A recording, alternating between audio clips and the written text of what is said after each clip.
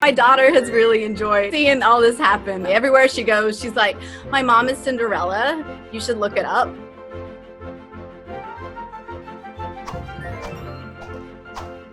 So tell us about your Cinderella cosplay. Got the costume here. I'm also a congenital amputee, which means that I was born missing my right hand and part of my forearm. My daughter was studying Cinderella stories at school, and we're reading all these just really cool adaptations of this fairy tale from around the world. And I love seeing how like every culture could kind of make it their own. But I realized that there were still no princesses who had any kind of a physical difference.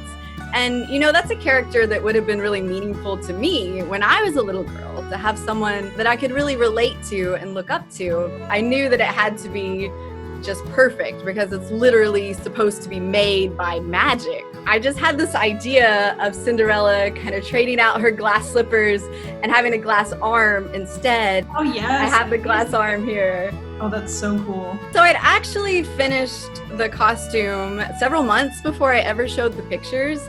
I think that I was just so excited about this concept and how like personally meaningful it was to me that I just wanted people to see it. But originally, I thought the way that most people would be able to see it is by participating in the San Diego Comic-Con Masquerade Contest last year in 2019. And unfortunately, I ended up getting really sick and had to drop out at the last minute. Like I'm talking like I went to the emergency room from backstage last minute and I was so just devastated.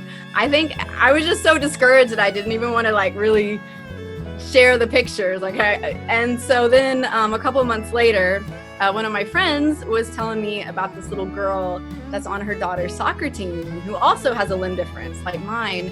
And she was just asking if I would mind showing the Cinderella pictures to this little girl because, you know, she thought it would be meaningful to her. And so I guess my thinking kind of switched at that moment to, you know, like, oh, I'm entering a contest, to maybe the point of all of this was just to bring some joy to this one little girl. It's been so heartwarming to get to share with so many kids and adults who also have limb differences. I think to me, she just kind of represents kindness and optimism and, you know, just believing that your dreams can come true even when life isn't always going your way. People genuinely love diversity. And characters with disabilities can totally fit right into the story. And it doesn't have to be like a sob story. Like we can fit into adventures and romance and fairy tales, and there doesn't have to be some long-winded explanation about disability. Do you want to do all the princesses differently? I have plans for a Belle, but like a steampunk version. That Gilbert Lozano, who made my glass arm, is working on another prosthetic for that one, which I'm really excited about. Because Belle seems like, you know, her dad's an inventor. She seems like she would be into that kind of stuff. And then I also want to do a Snow White in the future, but no prosthetic with that one, because I think the message is really that, you know, you're the fairest in the land exactly as you already are.